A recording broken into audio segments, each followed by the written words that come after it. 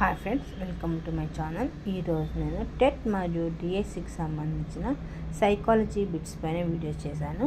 First one, రాయడంలో ఉండే పూర్తి అశక్తతను ఏమంటారు అంటే అగ్రాఫియా. భాషలోని పదాలను రాయడంలోనూ ఇంగితాలను గ్రహించడంలోనూ వీటి వాడకంలోనూ ఉండే అశక్తతను ఏమంటారు అంటే అఫేసియా. 18 అనే సంఖ్యను 81గా రాయడము, 302 అనే సంఖ్యను 32గా చదవడం అనేది ఏ రకమైన వైకల్యం అంటే డిస్కాల్కియా. ముద్రణ రూపంలో ఉన్న భాషను చదవడము, రాయడంలో ఉండే అశక్తతని ఏమంటారంటే అలెక్సియా.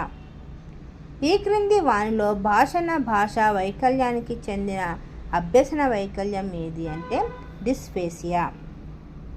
బుద్ధిమాంద్యులకు సంబంధించి క్రింది వానిలో సాంఘిక పునర్బలం ఏది అంటే చిరునవ్వు.